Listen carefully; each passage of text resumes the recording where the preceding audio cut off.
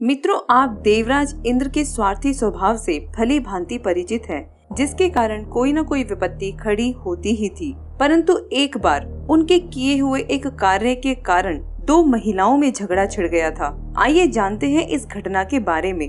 नमस्कार मित्रों, स्वागत है आपका दैविक माया यूट्यूब चैनल पर। गुरु शुक्राचार्य अपनी पुत्री देवयानी के साथ दैत्यराज वृषपर्वा की राजधानी पर रहा करते थे और वृषपर्वा की भी एक कन्या थी, उसका नाम था सर्विष्ठा। देवयानी और सर्विष्ठा घनिष्ठ सहेलियां थी। एक दिन वे दोनों अपनी अन्य सहेलियों के साथ वन में विचरण कर रही थी। उसी वन में एक सरोवर था।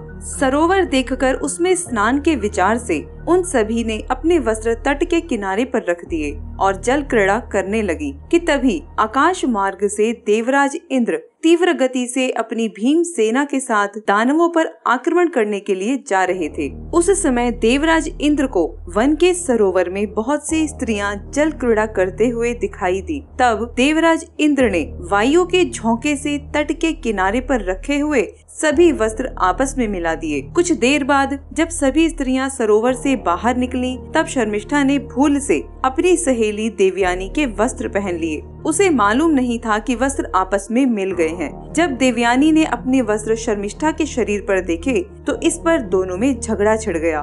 दोनों एक दूसरे को बुरा भला कहने लगी। देवयानी ने कहा कि तू मेरी चेली है।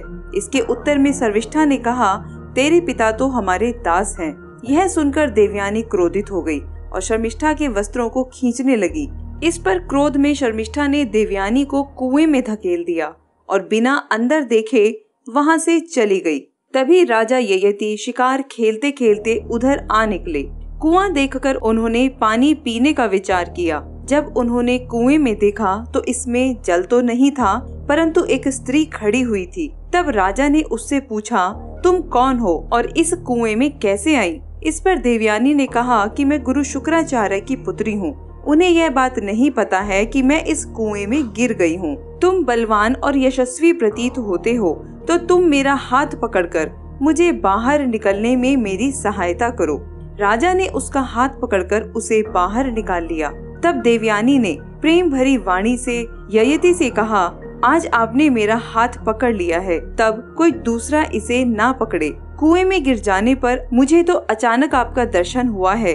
यह भगवान का ही दिया हुआ संकेत समझना चाहिए। इसमें हम लोगों की या किसी अन्य मनुष्य की कोई चेष्टा नहीं है।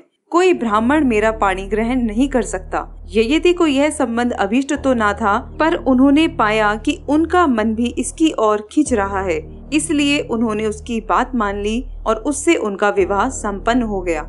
मित्रों, आज की ये वीडियो यदि आपको पसंद आए तो हमें सपोर्ट करने के लिए वीडियो को एक लाइक, एक शेयर कर चैनल को सब्सक्राइब अवश्य कीजिएगा। वीडियो देखने के लिए धन्यवाद।